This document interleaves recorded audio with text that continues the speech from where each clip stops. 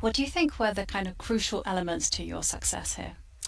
I think the bottom line is the fact that there's no pressure on me versus all the other players where there's a massive amount of pressure. I mean, I think for Fabiano, the idea of finishing second here, or finishing this tournament being second in the world could mean a lot in terms of qualifying for the candidates.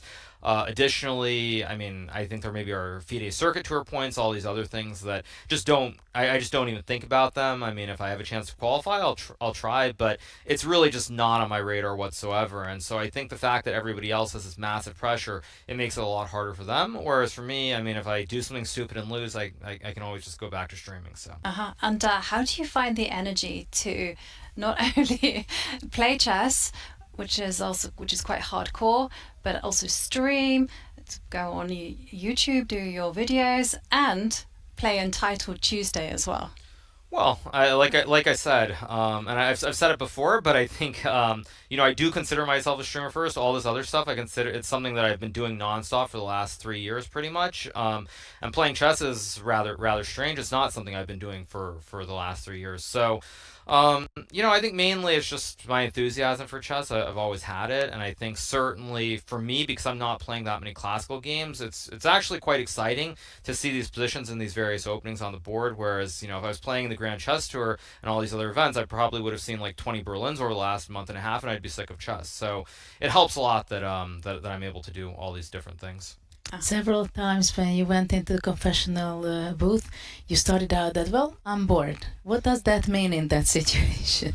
Well, I think anytime that you're able to blitz out 20 moves and your opponent goes into a deep think, and this happens fairly frequently, including a game against David, where actually I think David used about an hour 50 minutes for 20 moves, but he was able to blitz out all the correct moves and draw the game in that Grunfeld. I remember. But I think, yeah, so it's like when you're in your prep and you're just sitting there waiting for your opponent to move, you don't really know what to do. Because on the one hand, like you're waiting for your opponent to play the move that you expect, but on the other hand, when they play a different move, it's very difficult because you're sort of zoned out. It's just you're playing all these moves by memory, and it's just that's probably why I went into the confessional booth like I think I went 2 times in the first like 20 or 25 minutes. Because yeah, I'm just waiting for a move from Fabiano, and then fortunately when he deviated, it was a bad move. But it's boring. I'm used to talking and doing things all the time, and then I have to sit there for like 20 minutes waiting for a move.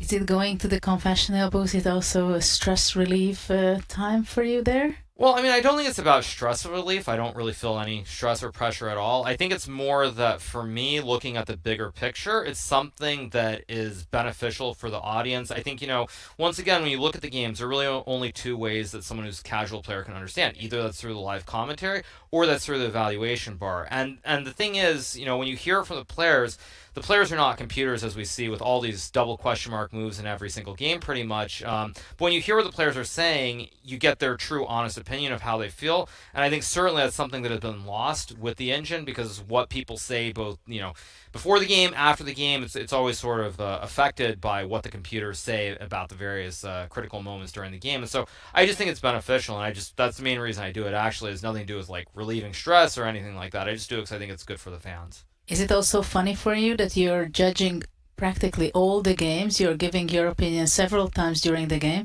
and after that looking back whether you were right in evaluation and seeing your game and the others as well? Well, I think actually I've been pretty right. I mean, there's the one round specifically, the one where Fabiano beat Ali Reza, where I think I said exactly what happened in the game, where it's like, I think if Fabi can get the king to f7, he's just going to win, and that's exactly what happened. I mean, I think in general, most of us are going to have pretty similar viewpoints. But again, as far as my own games, I think my general judgment was pretty good, and I was pretty close to being accurate. Not always in terms of like what the evaluation 100% was, but where the critical moments were. And I think certainly even when I stream, you see that too, where I can sort of sense what the critical moments are, and that's like probably the most important thing in chess, whether it's in Blitz, whether it's in classical. And I mean, I think everybody enjoyed it, so it's all good.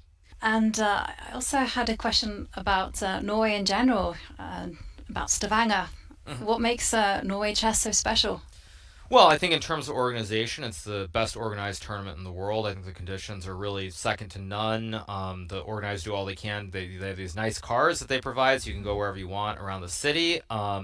it's very scenic with the lake here, and people are just very friendly in general. I think it's been kind of wild because coming here to Norway, I came a few days early for the Chess Champions Tour event before this, and I go to the supermarket and I'm just figuring, well, I'm in Norway, it's not that big of a deal because I've been here before, but this time around, I mean, it seems like everybody recognizes me no matter where I go, and I think it's really great to see what Magnus has done for chess, what the organizers have done here locally to make this tournament so big. I think it's certainly an event that everybody follows, and I've always had a great time here, and to finally win it makes it extra special this time around. So I can tell you have a lot of fans who watch your streams here in Norway. I do what I can. I've spoken to a lot of people on the plane, and they say, "Oh, we watch Hikaru streams."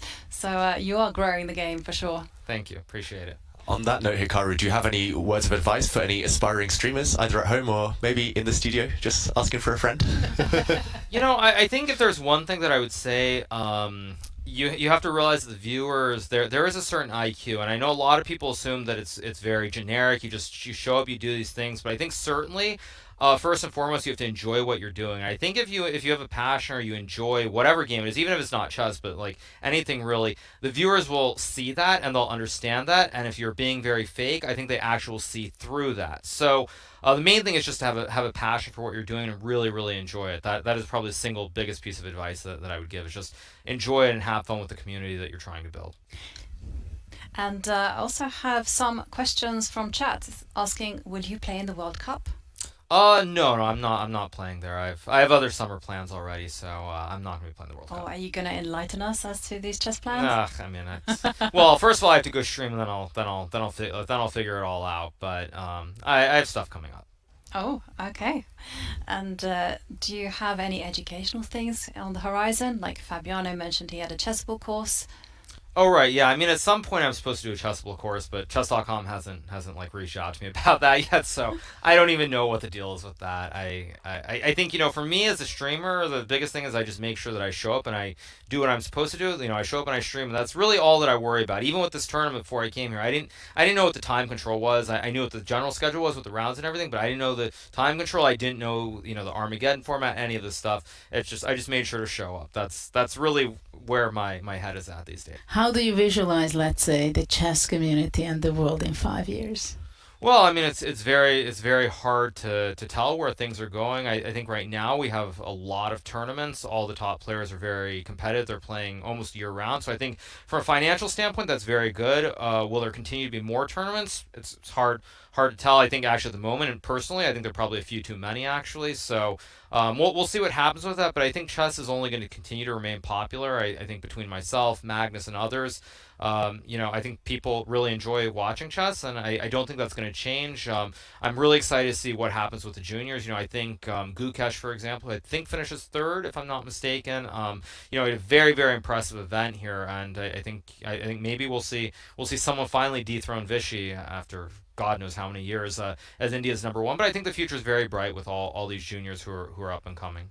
And what about the time control? Do you think it's going to lead to a shorter time control, more popular, or we stick to classical? I mean, I thought this time control was very good. I think around where we're at, 2 hours roughly for the whole game, or maybe a little bit less makes sense. But I don't think we're going to see longer time controls. I just think for the fans, it's not great, and certainly at the end of the day, even for me as someone who's spent my life playing chess, I don't actually watch games for 7 hours. I can't do it. I can spend maybe 30 minutes, 1 hour doing it. And so to think that the casual fan, which really is the target audience, will spend 7 hours is just not realistic. And so I think games that go about maybe 2 to 4 hours, around what these games were, is probably the sweet spot.